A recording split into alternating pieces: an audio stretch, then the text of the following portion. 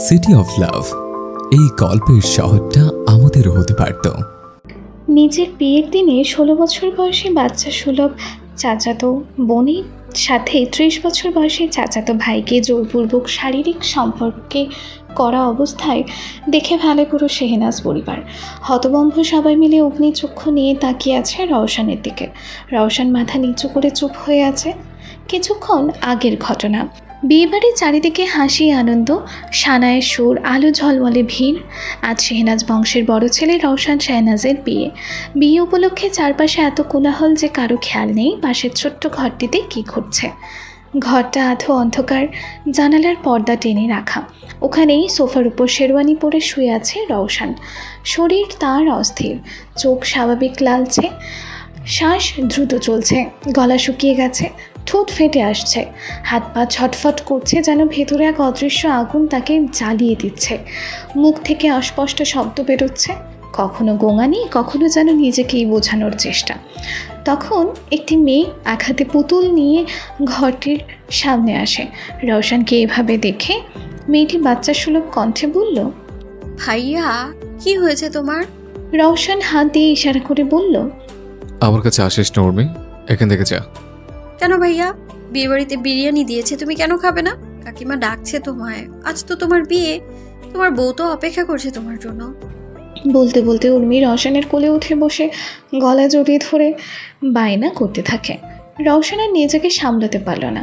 নিজের ভিতরে জেগে ওঠা জন্ম আকাঙ্ক্ষাকে এতক্ষণ যাবৎ আটকে রাখলেও 16 বছর বয়সী নিজের সুন্দরী চাচাতো বোন উর্মিকে দেখে তা যেন আবারও তীব্র হয়ে উঠল।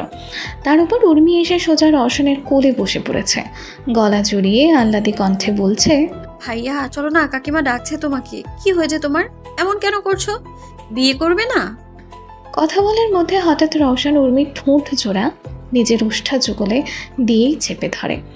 অনাকাঙ্ক্ষিত ঘটনায় উর্মি ভয়ে সেটিয়ে যায়, হাত দিয়ে রওশনের বুকে আঘাত করে সরিয়ে দিতে চায়। তবে রওশনের থামার কোনো নাম নেই, বরং ঠোঁটের চুম্বন আরও গাঢ় হয়, মাঝে মাঝে দাঁত দিয়ে বাইটও করছে। উর্মি রওশনকে ধাক্কা দিয়ে সরিয়ে দেয়, ঠোঁট দিয়ে রক্ত পড়ছে। তুমি আমার ব্যথা কেন দিলে ভাইয়া? উর্মির কথায় কোনো জবাব না দিয়ে রওশন উর্মিকে কোলে তুলে নিয়ে বিছানায় চলে আসে। উর্মি ভয়ে চিৎকার করে ওঠে। রওশন তখন এক টানে উর্মির পরনের পোশাক খুলতে শুরু করে। এ সময় রওশন যেন নিজের মধ্যে নেই। এক পর্যায়ে রওশন জোরপূর্বক উর্মির সাথে শারীরিক সম্পর্ক করতে শুরু করে। তীব্র ব্যথায় উর্মি চিৎকার করে। উর্মির আর্তনাদে পুরো রুম কেঁপে উঠছে। তবে বিয়েবাড়ির কোলাহল সেই আর্তনাদ মিলিয়ে যাচ্ছে হাওয়ার মতো। রওশনের উত্তেজনা যেন আরও বেড়েই চলেছে। ফলস্বরূপ উর্মি আর সহ্য করতে না পেরে যন্ত্রণায় গোমড়াতে গোমড়াতে জ্ঞান হারায়। এদিকে আলমা নতুন শাড়ি পরেছে রওশনের জন্য, সুন্দর করে সেজেছে। রওশনের রুমের সামনে আসতে এই দৃশ্য দেখে হতবাক হয়ে যায় সে। উর্মির অবস্থা শোচনীয় দেখে আলমা বুঝতে পারে তার সকল প্ল্যান উর্মির কারণে নষ্ট হয়ে গেছে। সেই রাগে আলমা উর্মিকে না বাঁচিয়ে উল্টো দরজার ছিটকা নিয়ে বাইরে থেকে লাগিয়ে দেয়। দৌড়ে গিয়ে বিয়েবাড়ির সকল লোকজনকে ডেকে আনে। সবাই রুমের ভেতর ঢুকে এই দৃশ্য দেখে আঁতকে ওঠে, কিন্তু রওশনের এখনও কোনো হুঁশ নেই। বেচারা উর্মি তো অনেক আগেই জ্ঞান হারিয়েছে। রওশনের মা আমরিন বেগম এসে হাত ধরে রওশনকে টেনে তোলে, উর্মির গায়ে একটি চাদর পেঁচিয়ে দেয়। রওশন ড্রাগসের প্রভাবে এখনও ঝিমোচ্ছে। আমরিন বেগম পাশে থাকা গ্লাসের পানি রওশনের মুখে বরাবর ছুঁড়ে মারেন। উর্মির বাবা আরমান সাহেব মেয়ের কাছে ছুটে যায়। উর্মির দেহ নিথর হয়ে গেছে। আরমান সাহেব কাঁদতে কাঁদতে রওশনকে উদ্দেশ্য করে চিৎকার করে বলে ওঠে, তোর সাহস হলো কি করে আমার মা মরা বাচ্চা মেয়েটার সঙ্গে এমন খারাপ কাজ করার? তোকে আমি ছাড়বো না, জানোয়ার। রওশনের বাবা আকরাম সাহেব ভাইয়ের মুখের দিকে তাকাতে পারছেন না। রেগে গিয়ে তিনি ঝিমোতে থাকা রওশনকে তুলে থাপ্পড় মারতে শুরু করে। কেন করলি তুই এমন নিজের বিয়ের দিন? কেন? তুই তো জানিস মেয়েটা মানসিকভাবে ঠিক না, তারপরও নিজের ছোট বোনটার সাথে এমন কেন করলি? রওশন এর এবার ধীরে ধীরে হুঁশ ফিরতে থাকে। ইতিমধ্যে ডাক্তার ডেকে আনা হয়েছে। ডাক্তার উর্মিকে চেক আপ করে বলল, মেয়েটাকে কি বাজেভাবে রেপ করা হয়েছে। কে করেছে এমন কাণ্ড? তাকে তো পুলিশে দেওয়া উচিত। কথাটা শুনতে আকরাম সাহেব রাগী দৃষ্টিতে নিচে মাথায় হাত দিয়ে বসে থাকা রওশনের দিকে তাকায়। ডাক্তার চলে যেতে তিনি ধপ করে খাটের ওপরে বসে পড়ে নিস্তব্ধ হয়ে থাকে। মা মরা মেয়েটাকে সে বড্ড ভালোবাসে, তাই মেয়ের এমন অবস্থা সহ্য হচ্ছে না। বিয়েবাড়ির সকল লোক পুরো ঘর জুড়ে ঘিরে আছে, একে অন্যের সাথে কানাঘুষো করছে। এর মধ্যে কোনে পক্ষের লোকজন রাগারাগি করে চলে গিয়েছে, এমন ছেলের সাথে মেয়ে বিয়ে দেবে না। রওশন মাথায় হাত দিয়ে বসে আছে। এতক্ষণে বোধে এসেছে কত বড় ভুল করে ফেলেছে সে। এমন সময় আকরাম সাহেব বলে ওঠে, যেহেতু আমার ছেলে এই ভুল করেছি, তাই ভুল শোধরানোর দায়িত্ব আমার। আমি নিজে দাঁড়িয়ে থেকে রওশন এবং উর্মির বিয়ে দেব। কথাটা শুনে ঘরে যেন কোলাহল আরও বেড়ে গেল। রওশন মুখ তুলে নিজের বাবার দিকে বিস্ময়ে তাকিয়ে বলল, এসব তুমি কি বলছো বাবা? আমি উর্মির মতো মেয়েকে বিয়ে করতে পারবো না। তাছাড়া বয়সও আমার থেকে অনেক ছোট, মানসিকভাবেও ঠিক নেই। কথাটা শোনা মাত্র আকরাম সাহেব এসে রওশনের গালে কষে আরও একটা থাপ্পড় বসিয়ে দিয়ে বলল, আর একটা কথা বলবি তো তোকে এই বাড়ি থেকে বের করে দিব। মেয়েটার সাথে এসব করার সময় বয়সের হুঁশ ছিল না। বাবার এরকম কড়া কথায় রওশন চুপ হয়ে যায়। আরমান সাহেব এতক্ষণ চুপ করে সব কিছু শুনলেও নিজের রাগ আর আটকে রাখতে না পেরে রওশনের কলার চেপে ধরে বলল, তোর মতো জানোয়ারের সাথে আমার মেয়ের বিয়ে দিব না, তোকে তো আমি পুলিশে দিব। রওশন গলা খাকারি দিয়ে বলল, চাচু বিশ্বাস করো, উর্মির সাথে এসব কিছু ইচ্ছে করে করিনি। কিভাবে কি হয়ে গেল আমি নিজেও বুঝতে পারছি না। এ কথা শুনে আরমান সাহেব ঘৃণায় মুখ ফিরিয়ে নেয়। আশেপাশের লোক ছি ছি ছি করছে। সবাই তো এখন উর্মির চরিত্র নিয়েও কথা বলছে। কেউ কেউ বলছে যদি রওশনের সাথে উর্মির বিয়ে না হয় তাহলে উর্মিকে কেই বা বিয়ে করবে। সকল কথাগুলোই আরমান সাহেবের কানে আসছে।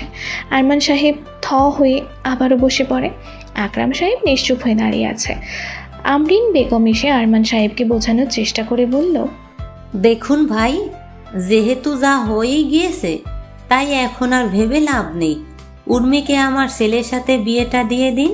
আমি কথা দিচ্ছি উর্মির অনেক যত্ন নেব, কোনো সমস্যা হতেই দেব না। আরমান সাহেব নিষ্পলক দৃষ্টিতে আমরিন বেগমের দিকে তাকিয়ে থাকে। তার চোখ যেন অনেক কিছুই বলতে চাচ্ছে। তার মেয়েটা কি খেলার পুতুল? আরমান সাহেব শক্ত কণ্ঠে বলে, আমাকে ক্ষমা করবেন, তবে আপনার ছেলের সাথে আমি আমার মেয়ের বিয়ে দিব না। আরমান সাহেবের কথায় ঘরে থাকা লোকজনের মধ্যে আরও শোরগোল পড়ে যায়।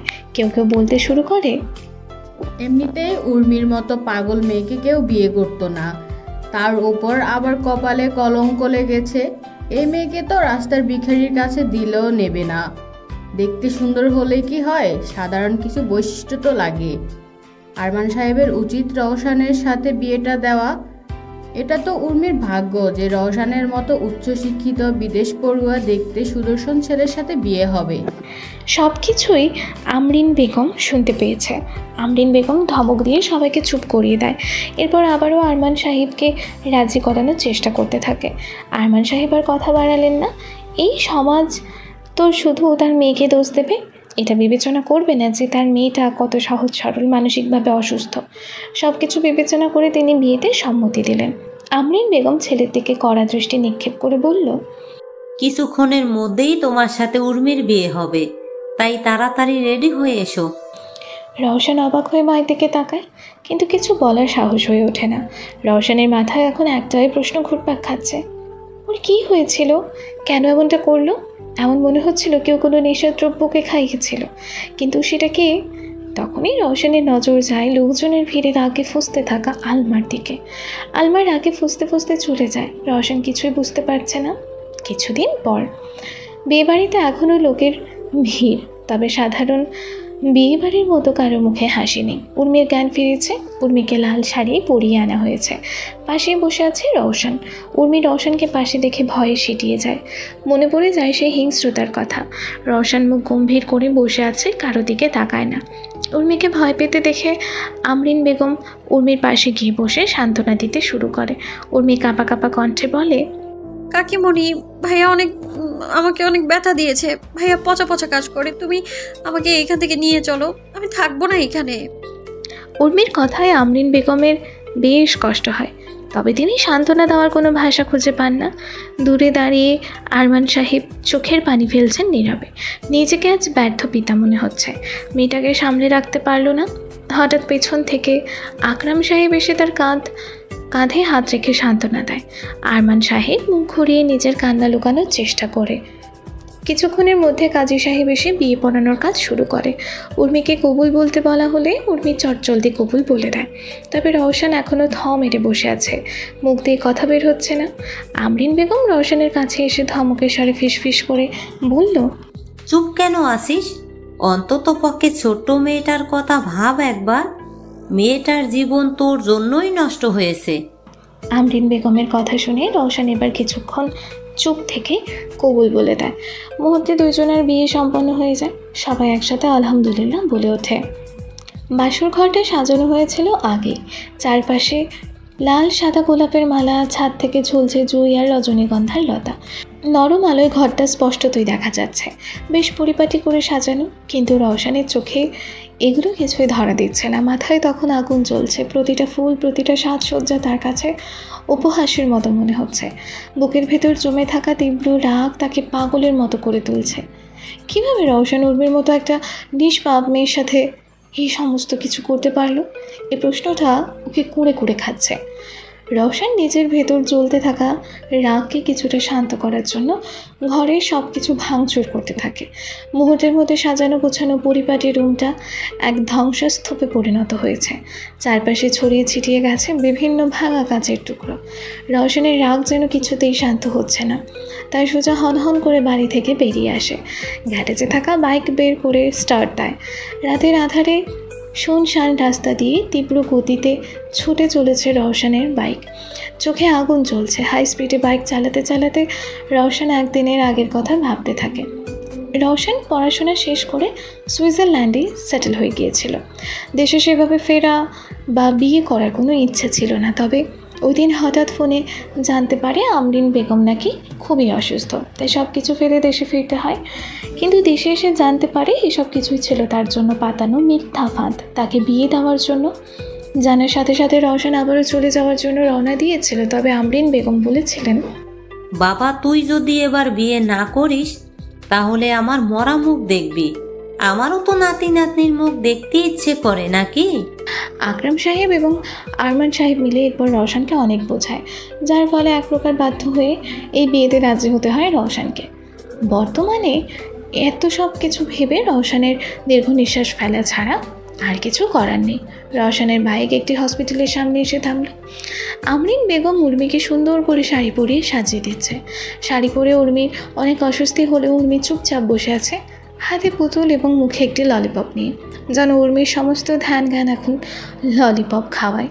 এমন সময় মুসলিমা বেগম সেখানে এসে ধীরে ধীরে উর্মির পাশে বসে পড়ে। উর্মির ধ্যান এখনও ললিপপ খাওয়ার দিকে। মুসলিমা বেগম উর্মির মুখ থেকে ললিপপটা একটানে বের করে নেয়। হঠাৎ এমন হওয়ায় উর্মির গাল ফুলিয়ে মুসলিমা বেগমের দিকে তাকায়। ওর চেহারায় অসন্তুষ্ট ভাব স্পষ্ট। দাদি, তুমি কেন আমার ললিপপ কেড়ে নিলে? দাও, ওটা দাও, আমায় কাকিমণি দিয়েছে ওটা। মুসলিমা বেগম কিছুটা ফিসফিস করে বলল, তোমার বিয়ে হয়ে গেছে উর্মি, এখন থেকে তোমাকে বুঝদার হতে হবে। উর্মি মুখে একগাল হাসি নিয়ে আহ্লাদি স্বরে বলল, সত্যি আমার বিয়ে হয়ে গেছে? আচ্ছা, আমার পুতুল বর কে তাহলে? মুসলিমা বেগম রসিকতার ছলে বলল, কে আবার? তোমার রওশন ভাই, তোমার পুতুল বর। কথাটা শুনতে উর্মির মুখে অন্ধকার নেমে আসে। উর্মি কাঁদো কাঁদো গলায় বলল, না ভাইয়া অনেক পচা, খালি খারাপ খারাপ কাজ করে। আমি কিছুতেই ভাইয়াকে পুতুল বর বানাবো না। মুসলিমা বেগম উর্মিকে বুঝিয়ে বলল, এরকম বলতে হয় না উর্মি, রওশনই তোমার পুতুল বর। এরকম বললে আল্লাহ কিন্তু পাপ দেবে। আল্লাহ পাপ দেবে? ঠিক আছে, আমি আর বলবো না। মুসলিমা বেগম উর্মির কানে ফিসফিস করে কিছু একটা বলতে থাকে।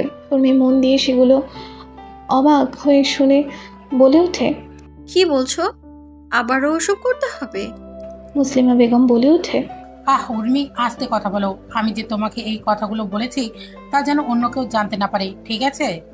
উর্মি বাচ্চাদের মতো মাথা হালকা নাড়িয়ে সম্মতি জানায়। কিছুক্ষণ পর আমরিন বেগম এসে উর্মিকে নিয়ে যায়। মুসলিমা বেগম সেখানে বসে দীর্ঘশ্বাস ফেলে মনে মনে ভাবে, আল্লাহ তুমি ওদের জীবনটাকে তাড়াতাড়ি ঠিক করে দাও। উর্মিকে নিয়ে রওশনের ঘরে আসতে আমরিন বেগমের চক্ষু চরক হয়ে যায় ঘরের এই অবস্থা দেখে। তার উপর রওশনও ঘরে নেই। উর্মি জোরে জোরে কান্না করে বলে ওঠে, কাকিমণি, আমি এখানে থাকবো না। আমার ভয় করছে, দেখে মনে হচ্ছে এটা কোনো রাক্ষসের ঘর। আমরিন বেগম উর্মির কান্না থামানোর চেষ্টা করে এবং বাড়ির কাজের লোকেদের ডেকে দিয়ে বলল, তাড়াতাড়ি ঘরটা পরিষ্কার করে দাও। কিছুক্ষণের মধ্যে সবাই মিলে ঘরটা পরিষ্কার করে দেয়। এতক্ষণে উর্মির কান্নাও কিছুটা থেমেছে। আমরিন বেগম এক বক্স ললিপপ এনে উর্মির হাতে ধরিয়ে নেয়। উর্মি ললিপপ পেতে বেশ খুশি হয়ে যায়। আমরিন বেগম উর্মিকে বুকে টেনে নিয়ে মাথায় হাত বুলাতে বুলাতে ভাবতে থাকে, আমাকে ক্ষমা করে দিস মা, তোর এই কাকিমণি আজ বড্ড স্বার্থপর হয়ে গিয়েছে। আমি বা কি করব বল, বিয়েটা তো হয়েই গিয়েছে, এখন যে করেই হোক তোদের সম্পর্কটা ঠিক করতেই হবে। আমি আমার ছেলেকে খুব ভালো করেই চিনি, ও কখনোই তোকে কষ্ট দেবে না। উর্মি ততক্ষণে আমরিন বেগমের বুকে মাথা রেখে গভীর ঘুমে তলিয়ে গেছে। আমরিন বেগম উর্মিকে ধীরে ধীরে শুইয়ে দিয়ে সেখান থেকে চলে যায়। রাত 3টা। হঠাৎ উর্মির ঘুম ভেঙে যায়। উর্মি ফুপিয়ে কেঁদে ওঠে। গায়ে প্রচণ্ড ব্যথা হচ্ছে। উর্মি আয়নার সামনে গিয়ে শাড়ির আঁচল সরিয়ে শরীরের লাল দাগগুলো দেখতে থাকে এবং ফুপিয়ে কাঁদতে কাঁদতে বলল, ভাইয়া খুব পচা, আর কথাই বলবো না আমি ভাইয়ার সাথে। তখনই দরজা খোলার মৃদু শব্দ। রওশন অন্ধকারাচ্ছন্ন ঘরে ঢুকে ঘরের হালকা ড্রিম লাইটের আলোতে উর্মি রওশনকে দেখে ভয়ে আটকে ওঠে। অভিমানের স্বরে বলে, ভাইয়া তুমি অনেক পচা একটা ছেলে, দেখো আমায় কত ব্যথা দিয়েছো। বলে উর্মি ফুপিয়ে কাঁদতে থাকে। রওশন কিছুটা অবাক হয়ে আমতা আমতা করে বলল, পুতুল পড়ি, তুই এখনো ঘুমাসনি? ঘুমাবো কি করে, এই বাজে শাড়ি পরে আমার ভীষণ কষ্ট হচ্ছে, এই শাড়ি আমি এক্ষুনি খুলে ফেলবো। বলেই উর্মি টান দিয়েই শাড়ি খুলে ফেলতে শুরু করে। শাড়ি খুলে ফেলার সাথে সাথে উর্মির ফর্সা শরীর, পেট, নাভি দৃশ্যমান হয়ে উঠল। রওশন এক দৃষ্টিতে হাঁ করে তাকিয়ে থাকে।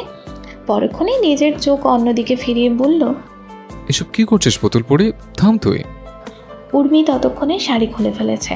রওশন চোখ বন্ধ করে নিচে পড়ে থাকা শাড়ি উর্মির গায়ে জড়িয়ে দিয়ে বলল, যা তাড়াতাড়ি শাড়ি পরে আয়। না, এই শাড়ি পচা শাড়ি পরে আমার কষ্ট হয়, আমি এই শাড়ি কিছুতেই পরবো না। রওশন মনে মনে ভাবে, যেহেতু মা উর্মিকে আমার রুমে দিয়ে গেছে, নিশ্চয়ই ওর জামা কাপড়ও এখানেই রেখে গেছে। ভেবেই রওশন আলমারি খুলে উর্মির জামা কাপড় একপাশে সাজানো অবস্থায় দেখে। রওশন সেখান থেকে একটি সাদা রঙের ফ্রক জামা বের করে উর্মিকে দিয়ে বলল, যা এটা পরে আয়। কিন্তু ভাইয়া আমি তো পরতে পারি না। রওশন উর্মির কোনো কথা না শুনে হাতে জামাটা ধরিয়ে ওয়াশরুমে ঢুকিয়ে দেয়। তাড়াতাড়ি জামাটা পরে নে, নাহলে আজ তোকে ওয়াশরুমে থাকতে হবে। উর্মি ওয়াশরুমের ভেতরে কাঁদতে কাঁদতে বলল, ভাইয়া আমি জামা পরতে পারি না। তোর কোনো কথা আমি শুনছি না উর্মি, তুই জামা পরে বাইরে আসবি। কিছুক্ষণ পর উর্মি জামা পরে বাইরে আসে। রওশন এতক্ষণ বসে ল্যাপটপে নিজের কাজ করছিল। শব্দ পেয়ে পেছনে ঘুরে তাকিয়ে রওশনের চোখ বড় বড় হয়ে যায়। উর্মি চুপচাপ দাঁড়িয়ে আছে, জামা পরছে ঠিকই, তবে উল্টো। জামার চেইনও আটকানো হয়নি। শরীরের আকর্ষণীয় বক্ষভাঁজ দেখা স্পষ্ট যাচ্ছে। এসব দেখে রওশন একটি বড় ঢোক গিলে নেয়। পরক্ষণে অন্যদিকে তাকিয়ে বলল, পুতুল পড়ি, এটা তুই কিভাবে জামা পরেছিস? উর্মি কাঁদো কাঁদো গলায় বলল, ভাইয়া আমি জামা পরতে পারি না। রওশন উর্মিকে উদ্দেশ্য করে বলল, পুতুল পড়ি, যা জামাটা সোজা করে পরে আয়।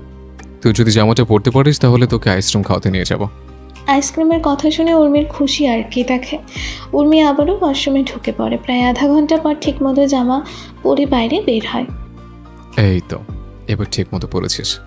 কিন্তু ভাইয়া। কিন্তু কি? উর্মি পেছনে ঘুরে দাঁড়ায়। সব কিছু ঠিক মতো করতে পারলেও জামার চেইন আটকাতে পারেনি। উর্মির ফর্সা পেট স্পষ্ট দৃশ্যমান। রওশন এবার মাথায় হাত রেখে বিরক্তির শ্বাস ফেলে। না, এই বাচ্চা বউকে ওকে সামলাতে হবে। রওশন ধীরে ধীরে উঠে গিয়ে উর্মির জামার চেইন আটকাতে আটকাতে ভাবতে থাকে, কপাল আমার, যে বয়সে বাচ্চা কাচ্চা সামলানোর কথা সে বয়সে কিনা বউকে সামলাতে হচ্ছে। রওশন এরপর উর্মির হাতে পুতুল দিয়ে খাটে শুইয়ে দেয়। উর্মি নিষ্পলক দৃষ্টিতে রওশনের দিকে তাকিয়ে জিজ্ঞেস করে, ভাইয়া দাদি বলেছে তুমি নাকি আমার পুতুল বর, কিন্তু পুতুল বর তো এত পচা হয় না, তাহলে তুমি কেন এত পচা? উর্মির এমন প্রশ্নে রওশন কি বলবে ভেবে পায় না। একটু হকচকিয়ে বলল, আমি পচা? তুমি পচা। আচ্ছা, আমি তো তোকে চকলেট আইসক্রিম কিনে দেব, তারপরে কি আমি পচা? চকলেট আইসক্রিমের কথা শুনে উর্মি খুশিতে আধাখানা হয়ে বলে ওঠে, না না, তুমি তো পচা না, তুমি তো আমার পুতুল বর। বলেই উর্মি রওশনের হাত শক্ত করে জড়িয়ে কিছুক্ষণের মধ্যে ঘুমেতে এসে বাড়ি দেয়। রওশন খাটের পাশে বসে উর্মির নিষ্পাপ চেহারার দিকে এক দৃষ্টিতে তাকিয়ে ভাবতে থাকে, আমাকে ক্ষমা করিস পুতুল পড়ি, কিন্তু তোর জীবন আমি কিছুদিন নষ্ট হতে দেব না। তোকে সুস্থ করার দায়িত্ব সহ তোর জন্য যোগ্য লাইফ পার্টনার খুঁজে দেওয়ার দায়িত্ব আমার। আমি চাই না আমার মতো রেপিস্টের সাথে তোকে জীবন কাটাতে হোক। এগুলো ভেবেই রওশনের চোখ দিয়ে এক ফোঁটা পানি গড়িয়ে পড়ে। রওশন পাশে থাকা সোফায় গা এলিয়ে দেয়। আজ অনেক ধকল গিয়েছে শরীরের ওপর। ক্লান্তিতে রওশন চোখ বন্ধ করে নেয়। সকাল 7টা, পুরো সেনাজ বাড়ি জুড়ে হট্টগোল শুরু হয়েছে। আরমান সাহেব অনেক ক্ষিপ্ত হয়ে চিৎকার চেঁচামেচি করছেন। কাল রাতে উর্মিকে ঘুমানো অবস্থায় রুমে দেখে তিনিও নিশ্চিন্তে ওষুধপত্র খেয়ে ঘুমোতে গিয়েছিলেন। তবে তার অগোচরে উর্মিকে বাসর ঘরে দিয়ে আসা হয়েছে, এটা তিনি কিছুতেই মানতে পারছেন না। আকরাম সাহেবও এই বিষয়ে কিছুই জানতেন না, তাই তিনিও চুপ করে আছে। আমরিন বেগম আরমান সাহেবকে অনেক বোঝানোর চেষ্টা করে বলল, শান্ত হন ভাই, উর্মি এখন আমার ছেলের বউ। আমি শুধু চেয়েছি দুজনের সম্পর্কটা একটু ভালো হোক। আমি আমার ছেলেকে খুব ভালো করে চিনি, ও কখনোই উর্মিকে কষ্ট পেতে দেবে না। তবে আরমান সাহেব এইসব কিছু মানতে রাজি নয়। আরমান সাহেব সোজা উপরের অশান রুমের সামনে এসে জোরে জোরে দরজা ধাক্কাতে শুরু করে। হঠাৎ এত জোরে শব্দ হওয়ায় রওশন সোফা থেকে ধপ করে নিচে পড়ে যায়। ঘুম ঘুম চোখে অস্বস্তি নিয়ে দরজা খুলে চাচ্চুকে দেখে অবাক হয়। শেহনাজ বাড়ির ড্রয়িং রুমে সালিশি বসেছে। সবাই গোল করে রওশনকে ঘিরে বসে আছে। রওশনের চোখে এখনো ঘুম। বিরক্তিতে জোরে বলে ওঠে, বিয়ে করে বালের জীবন আমার বদনা নামক বেদনা হয়ে গেছে, আর এই রেস্টে সালিশ বসাতে, কি জীবন যৌবন আমার। কথাটা শোনা মাত্র আকরাম সাহেব থমকে উঠল। চুপ করো লালায়েক, তুই যেটা করছিস তার জন্য যে তোকে পুলিশে দেয়নি, এটাই তো অনেক। পাশে বসা আরমান সাহেব রাগে গজগজ করছেন, কিছুতেই রাগ সামলাতে পারছেন না। ইচ্ছে করছে এক্ষুনি উঠে নিজের ভাতিজা নামক নির্লজ্জটাকে মেরে মাথা ফাটিয়ে দিতে। আমরিন বেগম চুপচাপ বসে আছে। মুসলিমা বেগম সবকিছু এতক্ষণ ধরে লক্ষ্য করলেও হঠাৎ সবাইকে ধমক দিয়ে বলল, চুপ থাক নালায়েকগুলো, আমার চন্দ্রের টুকরো নাতিকে তোরা এভাবে জেরা করতে পারিস না। আমি আমার নাতিকে খুব ভালো করেই চিনি, ও কখনোই সজ্ঞানে উর্মির সাথে এসব কিছু করেনি। নিশ্চয়ই এর পেছনে অন্য কিছু আছে। তোরা একবার জিজ্ঞাসা তো করবি কি হয়েছিল এইসব। আরমান সাহেব মায়ের এমন কথায় অসন্তুষ্ট হয়ে বললেন, মা তুমিও তোমার নাতির পক্ষ নিচ্ছ? পরিস্থিতি খারাপ হতে দেখে এবার রওশন নিজের মুখ খুলে বলতে শুরু করে ওই সময়ে ওর সাথে ঠিক কি হয়েছিল। কালকের ঘটনা। বিয়েবাড়ির জমকালো আয়োজনে ব্যস্ত সবাই। যেহেতু বিয়েটা হুট করে ঠিক হয়েছে তাই সময়ও কম, এজন্য রওশন শেরওয়ানি পরিহিত অবস্থায় কাজে হাত লাগাতে শুরু করে। কাজ করতে করতে ক্লান্ত হয়ে রওশন একটি চেয়ারে বসে পড়ে। রওশন আশেপাশে তাকাতে থাকে, সবাই যে যার মতো ব্যস্ত। তখনই নজরে আসে দূরে আলমা দাঁড়িয়ে রওশনের দিকে তাকিয়ে আছে। পাশে উর্মি পুতুল নিয়ে দাঁড়িয়ে রওশনকে তাকাতে দেখে আলমা উর্মিকে নিয়ে দূরে সরে যায়। আলমা সম্পর্কে রওশনের খালাতো বোন, আবার তেমনটাও না, কারণ আলমা ওর খালার পালিত মেয়ে। আলমাকে এভাবে তাকিয়ে থাকতে দেখে রওশন কিছুটা অবাক হলেও সেই দিকে তেমন পাত্তা দেয় না। কিছুক্ষণ পর একজন ওয়েটার এসে রওশনকে লেমনেড মিন্ট দেয়, কিন্তু রওশন কোনো কিছু না ভেবে সেটা খেয়েও নেয়। কিছুক্ষণের মধ্যেই রওশন মাথা ভারী হয়ে আসে, মাথা ঝিমঝিম করতে থাকে, ভীষণ গরমও লাগতে থাকে। রওশনের চোখ ঝাপসা হয়ে আসে। ঝাপসা অবস্থায় রওশন নিজের দিকে আলমাকে এগিয়ে আসতে দেখে এরপর আলমা ওকে তুলে কোনো মতে রুমে নিয়ে যায়। ব্যাস এটুকু মনে আছে আমার, আর কিছু মনে নেই যে আমার সাথে কি হয়েছে বা আমি কি করেছি। রওশনের কথাগুলো শুনে এবার সবার দৃষ্টি যায় পাশে এক কোণে দাঁড়িয়ে থাকা আলমার দিকে। আমরিন বেগম প্রথম থেকেই আলমাকে সহ্য করতে পারতেন না। তার কেন জানি বারবার মনে হতো এই মেয়েটা তার ছেলের দিকে কুনজর দেয়। সবাইকে এভাবে তাকিয়ে থাকতে দেখে আলমা ভয় পেয়ে বলল, আমি কিছু করিনি। আমি তো ভেবেছিলাম রওশন ভাইয়ের শরীর খারাপ করছে, তাই তো রুমে দিয়ে এসেছিলাম। যথাযথ প্রমাণ না থাকায় বাড়ির কেউই আলমাকে কিছুই বলতে পারে না। তবে তাদের কাছে স্পষ্ট আলমাই এসব কিছু করেছে। রওশন নিজের চাচ্চুকে উদ্দেশ্য করে বলল, এবার তো তুমি বিশ্বাস করলে আমি ওইসব কিছু ইচ্ছে করে করিনি, তখন আমি নিজের মধ্যে ছিলামই না। আরমান সাহেব চুপ করে থ মেরে বসে আছে, তার মুখে গম্ভীরতার ছাপ স্পষ্ট। রওশন হাত বাড়িয়ে চাচ্চুর হাত ধরে সান্ত্বনা দিতে চায়, তখনই কলিং বেল বেজে ওঠে। সবার নজর সেদিকে চলে যায়। আমরিন বেগম তড়ি ঘড়ি করে দরজা খোলে। দরজার ওপাশে দাঁড়িয়ে আছে হারুন, রওশনের সেক্রেটারি। হারুন একটি হ্যাংলা পাতলা ছেলেকে ধরে রেখেছে। ছেলেটি নিজেকে অনেক ছাড়ানোর চেষ্টা করতে করতে বলল, ছাড়ুন আমাকে, আমি কিছু করিনি। শোরগোল শুনে সবাই এসে দরজার কাছে হাজির হয়। হারুনের হাতে বন্দি ছেলেটাকে দেখে আমলার ভয়ে বুক কেঁপে ওঠে। এটা তো ওই দিনের সেই ওয়েটার যাকে নিয়ে আমলা লেমনেড মিন্টে ড্রাগস মিশিয়ে রওশনকে খাইয়েছিল। রওশন সবাইকে উদ্দেশ্য করে বলে, এই সে ওয়েটার যে আমাকে লেমনেড মেন্ট দিয়েছিল। এখন এর মুখ থেকে সত্যিটা তোমরা জানতে পারবে। হারুন ছেলেটির কলার ধরে রওশনের পায়ের কাছে ছুঁড়ে মারে। ছেলেটি তেজ দেখিয়ে বলে ওঠে, আমি কিছু করিনি। আপনাদের কাছে কি প্রমাণ আছে যে এটা আমি করেছি? কোনো প্রমাণ ছাড়া আপনারা আমাকে হেনস্থা করতে পারেন না। রওশন এবার হারুনকে ইশারা করে। সাথে সাথে হারুন একটি মেডিকেল রিপোর্ট রওশনের হাতে ধরিয়ে দেয়। কাল রাতে রওশন হসপিটালে গিয়ে নিজের ব্লাড টেস্ট করিয়েছিল। সেখানে স্পষ্ট করে লেখা রওশনকে ড্রাগস দেওয়া হয়েছে। রওশন ওয়েটারকে উদ্দেশ্য করে দাঁতে দাঁত চেপে বলল, এখন তুই সত্যিটা বলবি, কে তোকে এসব করতে বলেছে? তা না হলে তোর এমন হাল করব জীবনে উঠে দাঁড়াতে পারবি না। ছেলেটা এবার ভয়ে ঢোক গেলে নেয়। রওশনের তীক্ষ্ণ চোখ দেখে স্পষ্ট বোঝা যাচ্ছে ও এখন যদি সত্যি না বলে তাহলে অনেক খারাপ কিছু হয়ে যাবে। আমলা ওয়েটারটির দিকে তাকিয়ে ভয়ে ভয়ে মাথা নেড়ে ইশারা করে যাতে ওর নাম ওয়েটার না বলে। ওয়েটার একবার আলমার দিকেই তাকায়, এরপর আবারও রওশনের দিকে তাকায়। তাকাতেই ভয়ে ওয়েটারের গলা শুকিয়ে আসে। ওয়েটার আবারও নিজেকে শক্ত করে বলে ওঠে, আমি এসব কিছু করিনি, প্লিজ আমাকে ছেড়ে দিন, আমার কোনো দোষ নেই স্যার। রওশন এবার অনেক রেগে যায়। রাগে ঘাড়ের রগগুলো ফুলে উঠেছে। হাত মুষ্টিবদ্ধ করে ওয়েটারটিকে মারতে শুরু করে। হঠাৎ এমন ঘটনায় ওয়েটার রওশনকে প্রতিরোধ করার কোনো সময় পায় না। রওশনের একটা ঘুষি যেন বজ্রপাতের মতো ওয়েটারের গায়ে পড়েছে।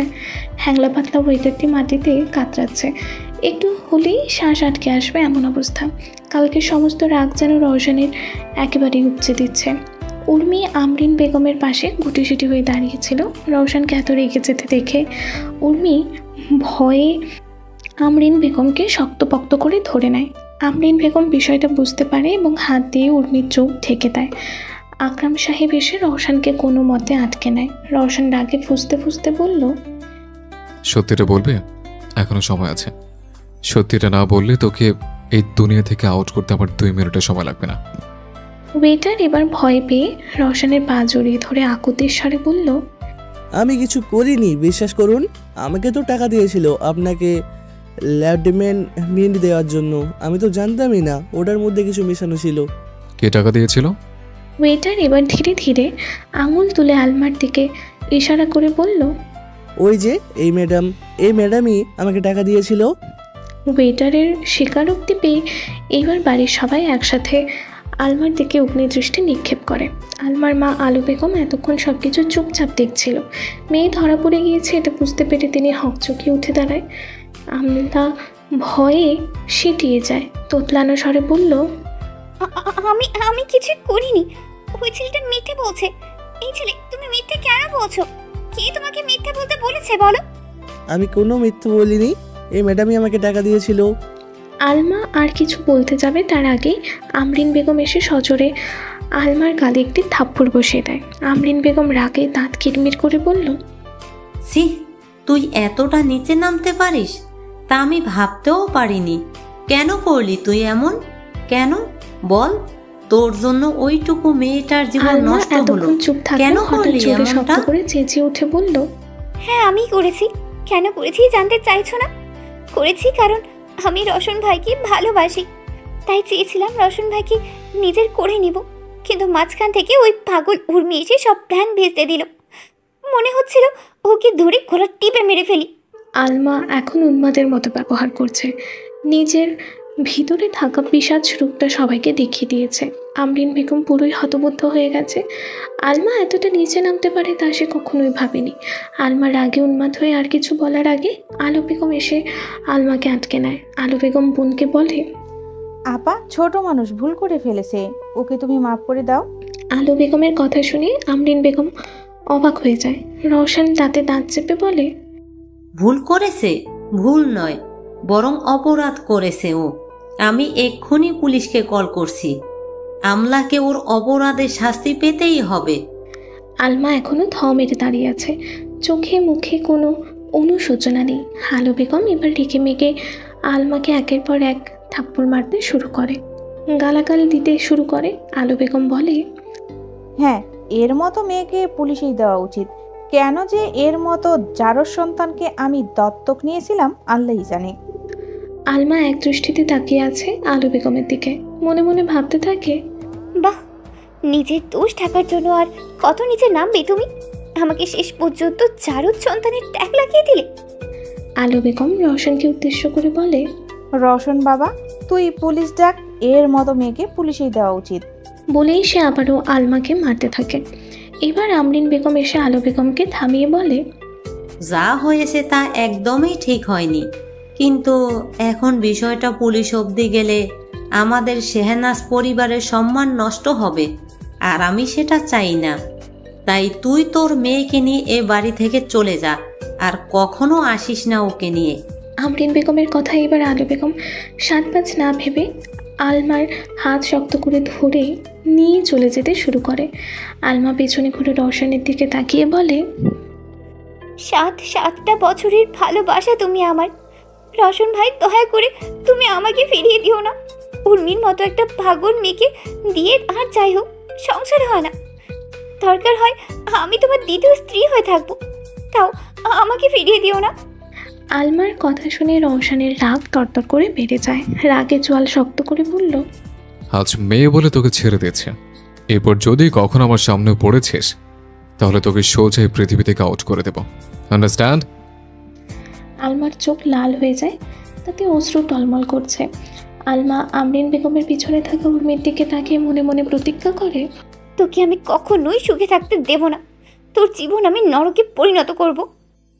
উর্মি ভয়ে আমরিন বেগমকে আরও শক্ত করে ধরে। রওশন আগুন চোখে আলমার দিকে তাকায়। আলমা রওশনের চোখে চোখ রেখে বলল, আমি তোমার জীবনে কলনায়িকা সই, তাও আমি হাসিল করেই ছাড়বো রওশন ভাই।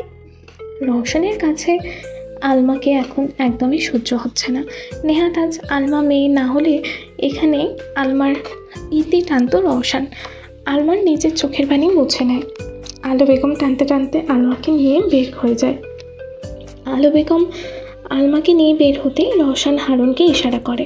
হারুন পড়ে থাকা ওয়েটারটিকে কাঁধে তুলে ওখান থেকে নিয়ে যায়। পুরো বাড়ি মুহূর্তে নিস্তব্ধ হয়ে যায়, কেউ কারো দিকে তাকানোর সাহস পাচ্ছে না। সবাই বুঝতে পেরেছে যা ঘটেছে তা শুধুমাত্র ষড়যন্ত্র, তারা শুধুমাত্র পরিস্থিতির শিকার। রাত 8টা, রওশনের ঘরে আরমিন বেগম উর্মিকে সেই হতে ওষুধ খাওয়ানোর চেষ্টা করছে, কিন্তু উর্মি জেদ ধরে বসে আছে, কিছুতেই ওষুধ খাবে না। প্লিজ উর্মি, ঔষধ খেয়ে নাও, তোমার বাবা জানতে পারলে ভীষণ রাগ করবে কিন্তু। না কাকিমণি, আমি ওষুধ খাবো না, এই ওষুধগুলো অনেক তিতা হয়, আমার একদমই ভালো লাগে না। বলেই উর্মি মুখ ফুলিয়ে খাটের একপাশে গুটিসুটি হয়ে শুয়ে থাকে। আমরিন বেগম হাজার চেষ্টা করে হতাশ হয়ে পড়ে। উর্মি কিছুতেই ওষুধ খাচ্ছে না। তখন রওশন হাতে ইম্পর্টেন্ট একটা ফাইল নিয়ে রুমে প্রবেশ করে। আমরিন বেগম রওশনের দিকে এগিয়ে এসে ওষুধগুলো হাতে ধরিয়ে দিয়ে বলল, উর্মি কিছুতেই ওষুধ খাচ্ছে না, তুই একটু দেখ চেষ্টা করে পারিস কিনা খাওয়াতে। এসব তুমি কি বলছো? আমি কি করে ওকে ওষুধ খাওয়াবো? আরে চেষ্টা তো করে দেখ। বলেই আমরিন বেগম আর কথা না বাড়িয়ে হনহন করে বেরিয়ে যায়। রওশন হাঁ করে মায়ের যাওয়ার দিকে তাকিয়ে থাকে। এরপর হাতে থাকা ওষুধের দিকে তাকিয়ে একটা দীর্ঘশ্বাস ফেলে। উর্মির সামনে গিয়ে বসে। রওশনকে দেখে উর্মি ভয়ে আঁতকে ওঠে, কিন্তু পরক্ষণেই দাদির কথা মনে পড়ে। রওশন ভাইয়া নাকি ওর পুতুল পর, তাই ভয় না পেয়ে রওশনের দিকে ট্যাপ ট্যাপ করে তাকিয়ে থাকে। রওশন উর্মির পাশে বসে, উর্মিকে নিজের কোলে বসিয়ে নেয়। উর্মি এবার আরও ভয় পেয়ে যায়, রওশনের থেকে দূরে যাওয়ার চেষ্টা করে।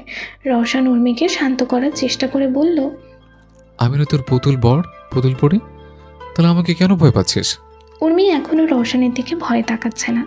রওশন উর্মির থুতনি আলতো করে ধরে উপরে তুলে উর্মির কপালে একটা গাঢ় চুম্বন করে। উর্মি স্নেহের পরশ পেয়ে অবাক হয়ে রওশনের দিকে তাকিয়ে কান্না মাখা বাচ্চাদের মতো কিউট স্বরে বলল, ভাইয়া তুমি আবার আগের মতো হয়ে যাও না প্লিজ, আমার মিষ্টি ভাইয়া, আমার পুতুল বর। আচ্ছা ঠিক আছে, আমি আবারও আগের মতো হয়ে যাব, কিন্তু তার আগে তোকে তো এই ওষুধগুলো খেতে হবে। ওষুধের কথা শুনে উর্মির মুখ কালো হয়ে যায়, নাক মুখ কুঁচকে বলে ওঠে, ওষুধ তিতা, আমি খেতে পারি না। রওশন কি করবে বুঝতে পারে না, অনেক ভেবে বলে, তুই যদি ওষুধগুলো শেষ করিস তাহলে আমি নিজের হাতে তোকে চকলেট মিল্কশেক বানিয়ে খাওয়াবো। মিল্কশেকের কথা শুনে উর্মির চোখ মুখ খুশিতে চিকচিক করে ওঠে। রওশনের গলা জড়িয়ে ধরে উচ্ছ্বাসের সাথে বলে, এ করে আমি ওষুধ খেয়ে নিচ্ছি, আমি তো খুব লক্ষ্মী মেয়ে, লক্ষ্মী পুতুল তোমার। রওশন মুচকি হেসে ওষুধ ঢেলে উর্মিকে খাইয়ে দেয়। উর্মিও কোনো জেদ না করে খেয়ে নেয়। ওষুধ তিতা হওয়ায় উর্মির নাক মুখ বুঝে আসে, তাও পুরোটা শেষ করে মুখে হাসি দিয়ে হাঁ করে রওশনকে দেখায়, দেখো ভাইয়া, আমি সব খেয়ে ফেলেছি, দেখো। হ্যাঁ, এবার তো আমাকে মিল্কশেক বানিয়ে দেবে। উর্মির কিউটনেস দেখে রওশন আর হাসি আটকে রাখতে পারে না। রওশন মাথা নেড়ে উর্মিকে নিজের কোলে তুলে কিচেনের দিকে রওনা দেয়। রাত হওয়ায় সবাই যে যার মতো ওষুধপত্র খেয়ে ঘুমিয়ে গেছে। রওশন কিচেনে এসে লাইট জ্বালিয়ে উর্মিকে কিচেনে ক্যাবিনেটের ওপর বসিয়ে দেয়। ফ্রিজ থেকে একে একে মিল্কশেক তৈরির সামগ্রী বের করে মিল্কশেক বানাতে শুরু করে। উর্মি খুশি হয়ে রওশনের দিকে তাকিয়ে হাততালি দিতে দিতে বলে, ইয়ে, আমার ভাইয়া আমার ভালো পুতুল বর হয়ে গেছে। উর্মিকে এত খুশি হতে দেখে রওশনের কাছেও অনেক ভালো লাগে। রওশন উর্মিকে বলে, আস্তে কথা বল পুতুল পড়ে, সবাই শুনে ফেলবে তো। রওশনের কথায় উর্মি মুখে আঙুল দিয়ে চুপ হয়ে যায়। চুপ করে রওশনের মিল্কশেক বানানো দেখতে থাকে। রওশন খুব যত্ন সহকারে মিল্কশেক বানিয়ে উর্মির হাতে দেয়। উর্মি খুশি হয়ে মিল্কশেক হাতে নিয়ে খেতেই যাবে, তখন একবার রওশনের দিকে তাকায়। কিছু একটা ভেবে রওশনের দিকে মিল্কশেক এগিয়ে দিয়ে বলে, পুতুল বর আগে তুমি খাও। রওশন উর্মির কাণ্ডে অবাক হলেও মুচকি হেসে গ্লাসটা ধরে উল্টো উর্মিকে খাইয়ে দিতে থাকে। উর্মিও খুশি মনে খেয়ে নেয়। রওশন এক দৃষ্টিতে উর্মির ঠোঁটের দিকে তাকিয়ে ঘোর লাগা দৃষ্টিতে চেয়ে আছে। রওশন এখন যেন নিজের মধ্যে নেই। রওশন যেন হুট করে উর্মির ঠোঁটগুলো নিজের দখলে নিয়ে নেয়। হঠাৎ এমন হওয়ায় উর্মি হকচকিয়ে ড্যাব ড্যাব করে রওশনের চোখের দিকে তাকায়, কিন্তু রওশনের তো এত সব কিছুতেই খেয়াল নেই। রওশন এখন পুরোপুরি উর্মির ঠোঁটের ওপর মত্ত হয়ে আছে। চুম্বন আরও গাঢ় হতে শুরু করলে উর্মি ধাক্কা দিয়ে রওশনকে দূরে সরিয়ে দেয়। রওশন এবার নিজের হুঁশে ফেরে। এতক্ষণ কী করছিল বুঝতে পেরে নিজেই নিজেকে গালি দিতে থাকে। উর্মি কাঁদো কাঁদো স্বরে বলল, পুতুল বর, তুমি আবার আমার ব্যথা দিলে, এইভাবে তো আমার শ্বাস আটকে যায়। তোমার সাথে আর কথাই বলবো না আমি। সকাল 8টা। সিরাজবাড়ির সবাই মিলে একসাথে সকালের নাস্তা করতে বসেছে। আমরিন বেগম সবাইকে খাবার সার্ভ করে দিচ্ছে। উর্মি এখন খাবে না, তাই পুতুল নিয়ে উপরে খেলা করছে। এদিকে সবাই মিলে একই টেবিলে বসলেও কেউ কারোর সাথে তেমন কথা বলছে না। বিশেষ করে আরমান সাহেব। মেয়ের সাথে ঘটা এত বড় ঘটনা তিনি কিছুতেই মানতে পারছেন না। খাবার চুপচাপ শেষ করে আরমান সাহেব উঠে যায়।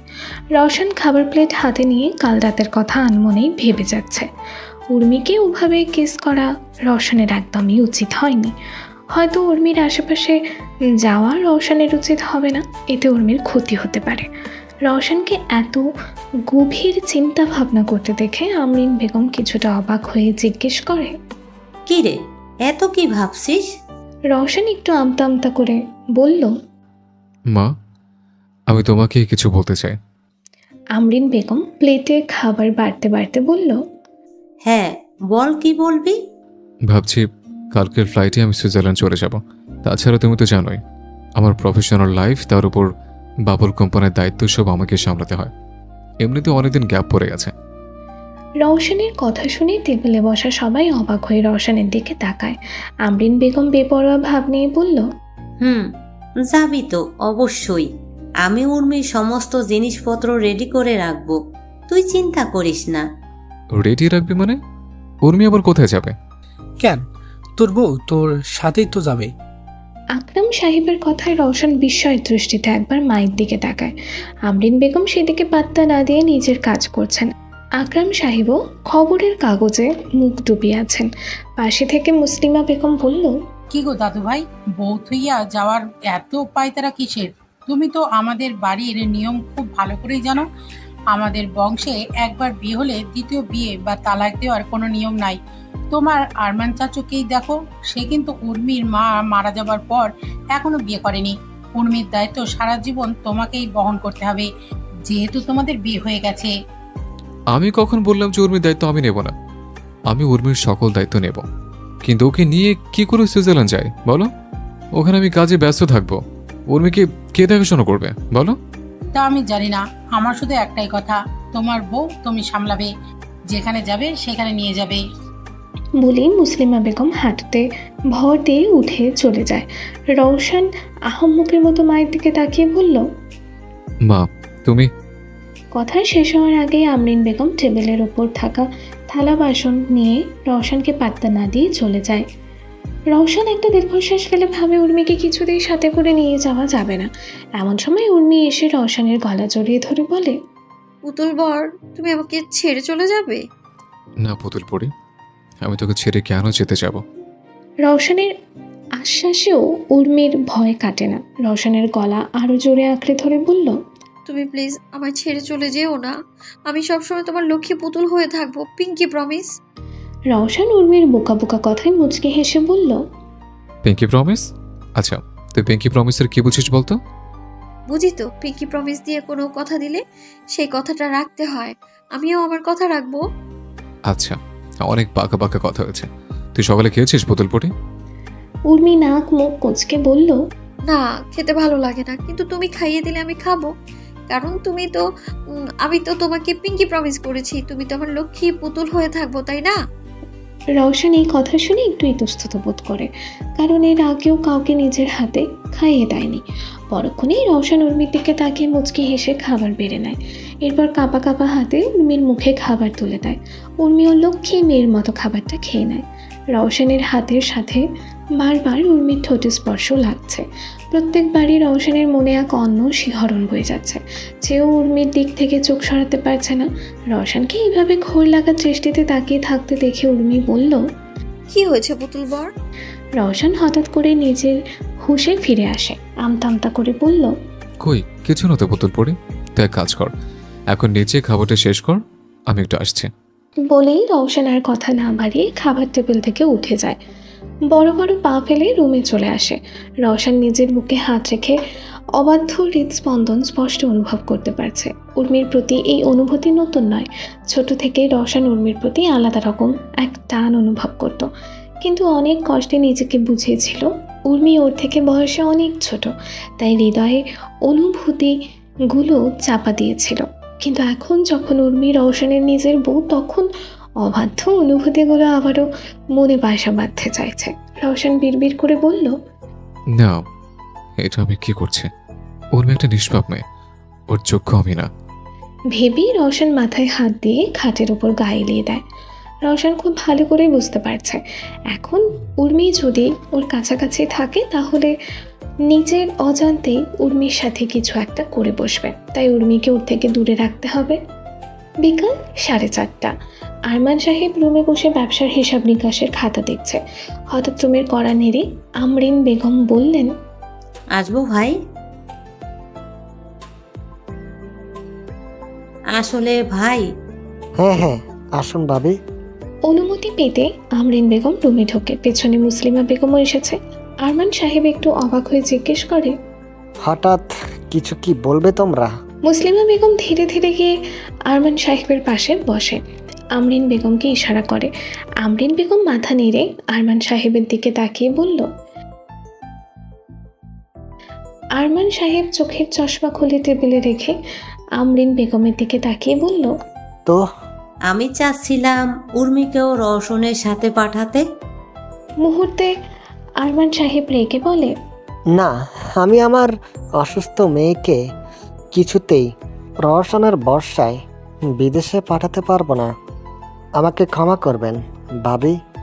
আরমান সাহেবের সোজাসাপটা কথায় আমরিন বেগম কি বলবে বুঝতে না পেরে মুসলিমা বেগমের দিকে তাকায়। মুসলিমা বেগম দীর্ঘশ্বাস ফেলে আরমান সাহেবকে উদ্দেশ্য করে বলল, উর্মি তোর মেয়ে ঠিকই, কিন্তু এখন উর্মি রওশন দাদুভাইয়ের বউ। কথায় আছে, বিয়ের পর মেয়ের উপর বাপের বাড়ির কারোরই অধিকার থাকে না।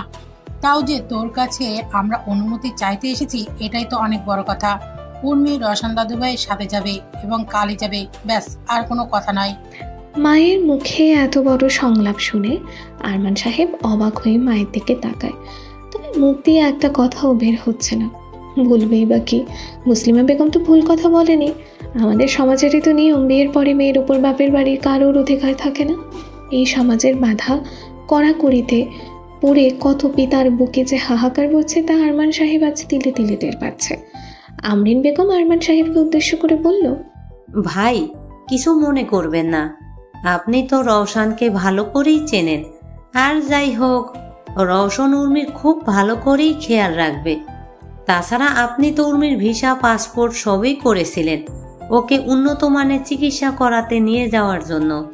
তবে মাঝপথে ও অসুস্থ থাকার কারণে যেতে পারেনি। এখনও তো আপনার শরীর খুব একটা সুস্থ না যে আপনি উর্মিকে নিয়ে যেতে পারবেন। এর থেকে ভালো রওশনের সাথেই না হয় উর্মি যাক।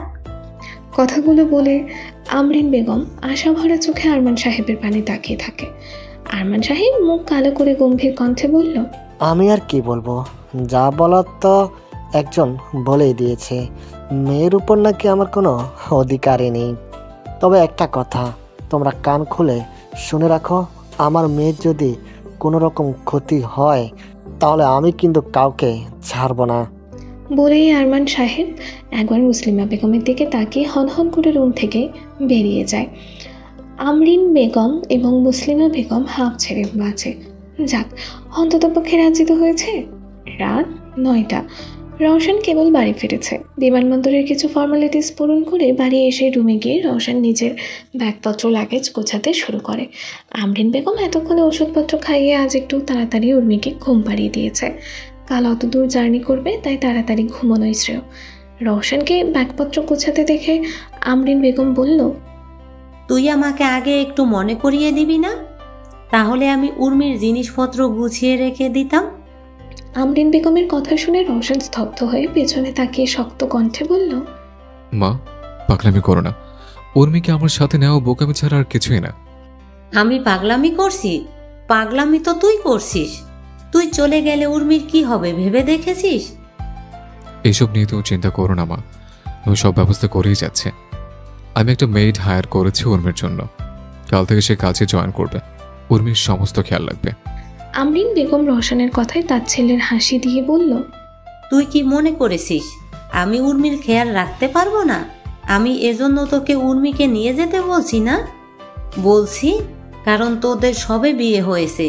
এর মধ্যে উর্মিকে রেখে তুই বিদেশে চলে গেলে আশেপাশের লোকজন উর্মিকে নিয়ে হাজারটা কথা শোনাবে। উর্মি তো নিষ্পাপ একটা মেয়ে, ও কি এগুলোর যোগ্য? তুই বল। বলতে বলতে আমরিন বেগমের চোখ দিয়ে দুফোঁটা জল গড়িয়ে পড়ে। রওশন চুপচাপ দাঁড়িয়ে থাকে, কি বলবে বুঝতে পারছে না। আমরিন বেগমের কথা না বাড়িয়ে নিজের রুমের দিকে হাঁটা দিয়ে চলে যায়। বিছানায় গভীর নিদ্রায় উর্মি। রওশন ধীরে ধীরে উর্মির পাশে গিয়ে বসে। ঘরে শুধু এখন একটা ড্রিম লাইট জ্বলছে। জানালা থেকে পূর্ণিমার চাঁদের আলো এসে উর্মির মুখ বরাবর পড়ছে। ঠান্ডা বাতাসে যেন পরিবেশটা আরও রোমাঞ্চকর হয়ে উঠেছে। রওশন এক নজরে উর্মির মুখের পানে চেয়ে আছে, যেন মনে হচ্ছে স্বর্গ থেকে নেমে আসা কোনো অপ্সরা গভীর নিদ্রায় মত্ত হয়ে আছে। রওশন ধীরে ধীরে হাত বাড়িয়ে উর্মির মুখে পড়া চুলগুলো সরিয়ে কানের পিছনে গুজে দেয়। মনে মনে ভাবে, আসলে আমরা কি করতে পারি পুতুল পড়ি? আমি চেয়েছিলাম তোকে সব বিপদ থেকে আগলে রাখতে, সমস্ত কষ্ট থেকে আগলে রাখতে, কিন্তু শেষমেশ আমি নিজেই কি একইভাবে তোকে সে একই কারাগারে বন্দি করতে চাচ্ছি না তো। সকাল 6টা। রওশন তড়িঘড়ি করে নিজের সমস্ত জিনিসপত্র গাড়িতে তোলে। আমরিন বেগম উর্মিকে রেডি করিয়ে বাইরে নিয়ে আসে। সাদা থ্রিপিস এবং মাথায় সিম্পলভাবে ওড়না দিয়েছে। তেমন কোনো জাঁকজমক সাজগোজ ছাড়া উর্মিকে শুভ্র পরীর মতো লাগছে।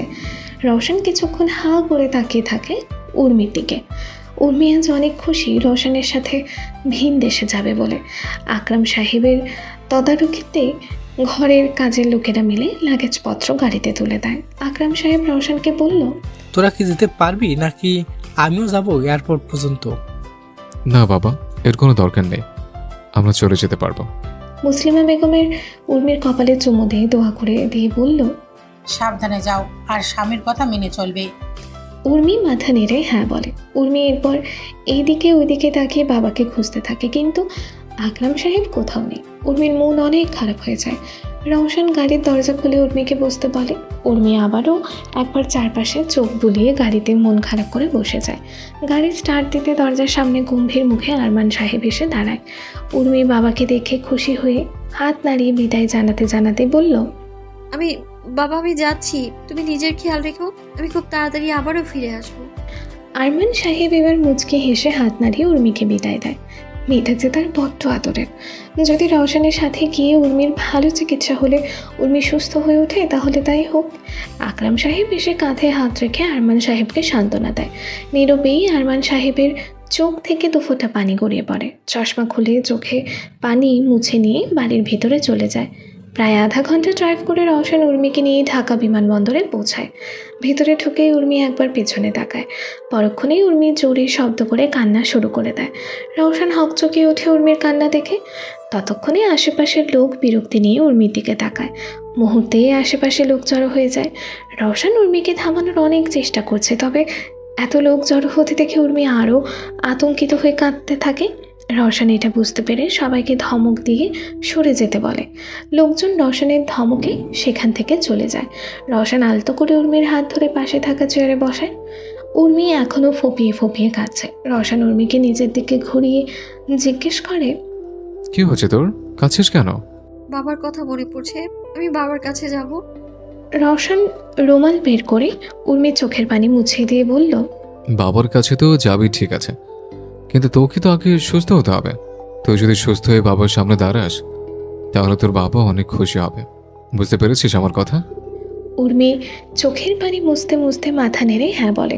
রওশন উর্মির মাথা নিজের কাঁধে রাখে। ফ্লাইট আসতে এখনও বেশ কিছুটা দেরি হবে।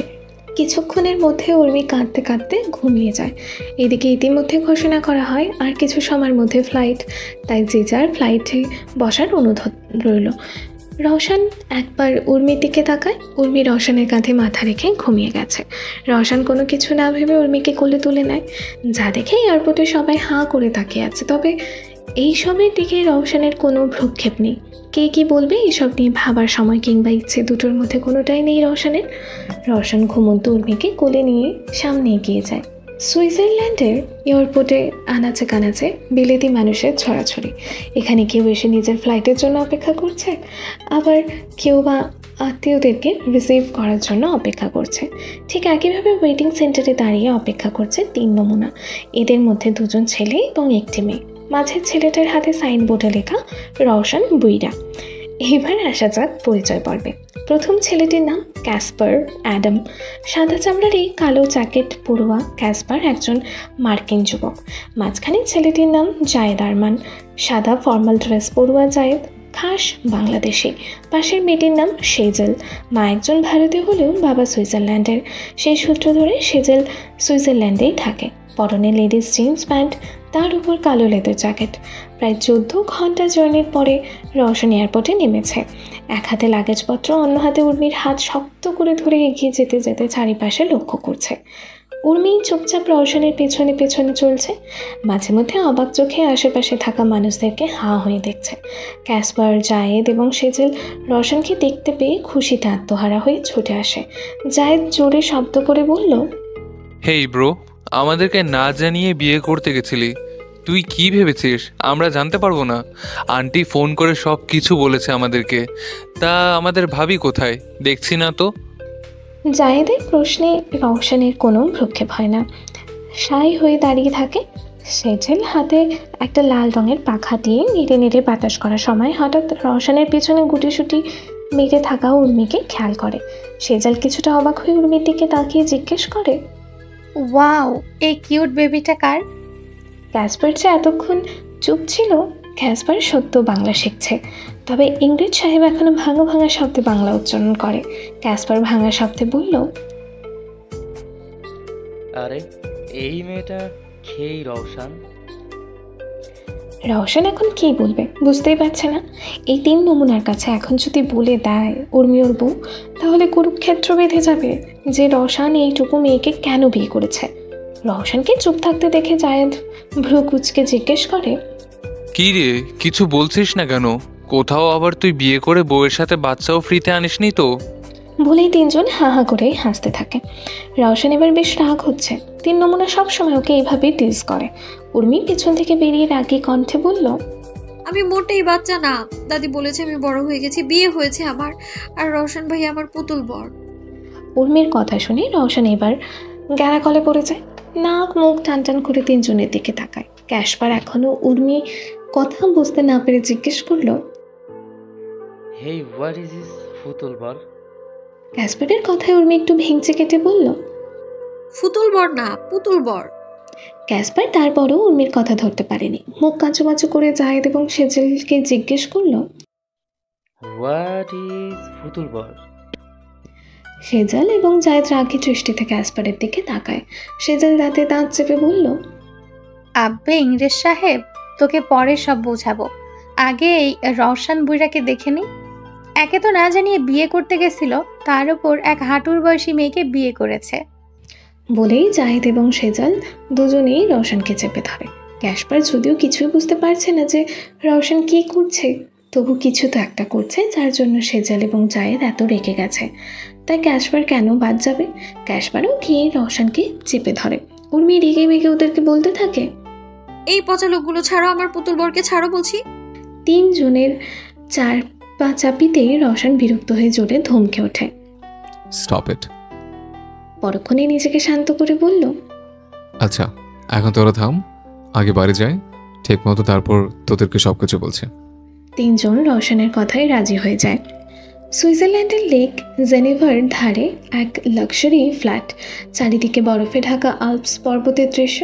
কাঁচ ঘেরা বারান্দা থেকে নিচে দেখা যায় নীল লেকের ঢেউ।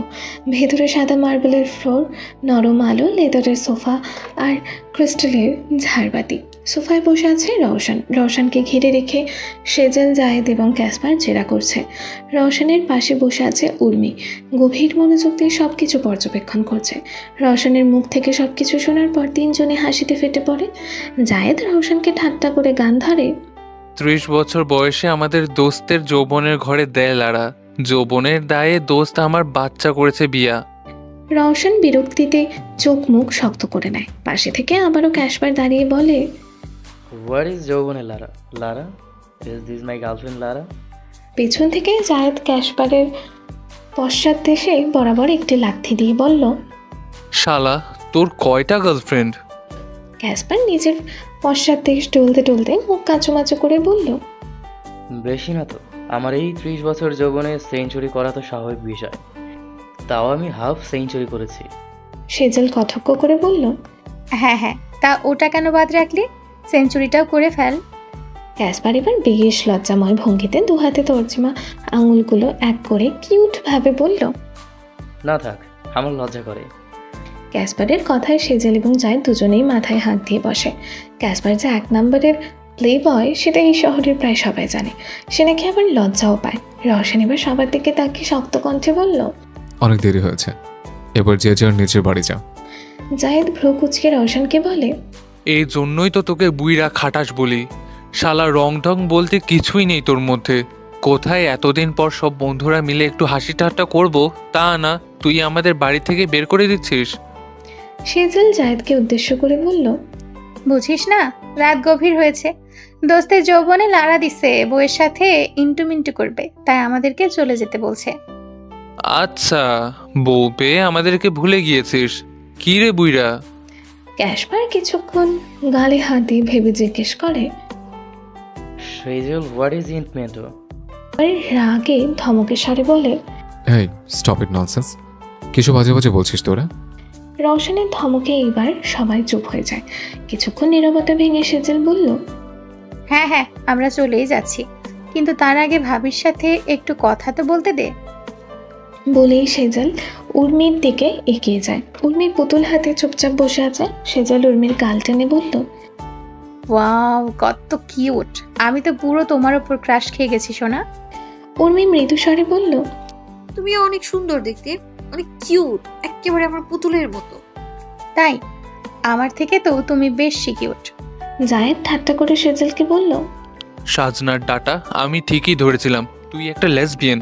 আগে থেকেই তোর উপর সন্দেহ ছিল, এই জন্যই তো জীবনে একটাও প্রেম করিসনি। জায়েদের কথা শুনে সেজেল রাগে ফুলে ওঠে। জায়েদকে মারার জন্য ছুটতে শুরু করে। জায়েদ সেজালের থেকে বাঁচতে রওশনের পিছনে গিয়ে লুকায়। রওশন এমনিতেই ক্লান্ত, তার উপর 3 নমুনার বাদরামিতে আরও বিরক্ত হয়ে 3 জনকে বের করে দরজা দিয়ে দেয়। ক্যাসপার মুখ কাঁচুমাচু করে বলল, যাক বাবা, যা করার তো তোরাই করলি, আমি তো কিছুই করিনি, তাহলে আমাকে কেন বের করলো? জায়েদ হাত দিয়ে ক্যাসপারের মাথায় টোকা দিয়ে বলল, তোর এই গোবর ভর্তি মাথায় এত কিছু ঢুকবে না রে, যা এখন বাড়ি গিয়ে গার্লফ্রেন্ডের সাথে চ্যাট কর। হোয়াট ইজ গোবর ভর্তি?